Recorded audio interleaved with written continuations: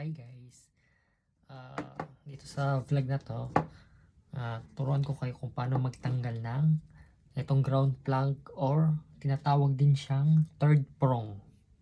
Ayan guys, so, nakikita nyo yan, ito guys, itong pangatlo guys, kasi sa atin dito sa Pilipinas normal lang na dalawa yung yan, dalawa lang yung nakaano sa saksakan.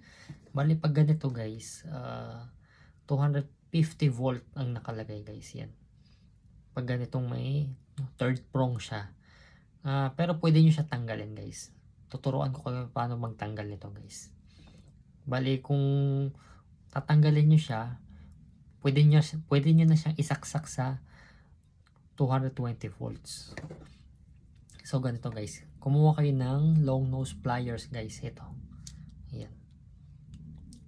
Mas maganda yung mas maliit guys, ayan, para madali siyang igalaw, ayan. So yan, iipitin nyo lang siya guys, ganyan yan. Kailangan nyo siya ng puwersa guys, para natanggal ko na to kanina ayan. So kung kanina dikit na dikit siya, nahirapan ako tanggalin guys. Ang best option, gamitan nyo siya ng maliit na long nose pliers, ayan. Kailangan nyo ng puwersa guys, ugain nyo lang siya, yan, hanggang sa pwede nyo siya ikot ng ganun guys. So yan, ikot nyo. Kanina inikot ko na siya, yan, para ayan.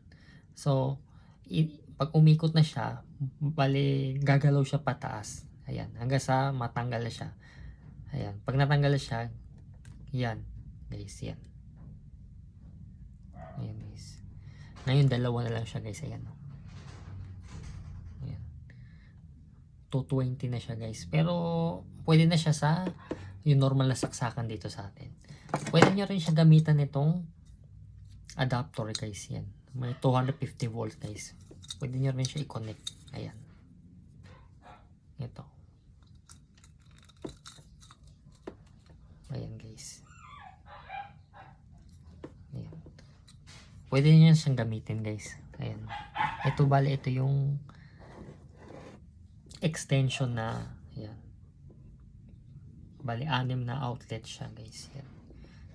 Yan. Pwede nyo rin siya saksakan ng 250 volts, 220 volts guys. So tinanong ko kasi sa Ace Hardware, pwede daw, pwede siya saksakan ng 220 volts.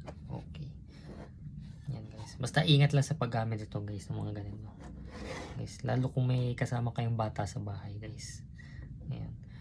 Kung may mga kutsara kayo or mga stainless na gamit guys, tapos may naglalaro na bata guys, iwasan nyo siyang ipasok dito sa mga ganito guys, yan. Tapos nakasaksa guys, delikado yun kasi pwedeng makuryente ang bata guys, yan.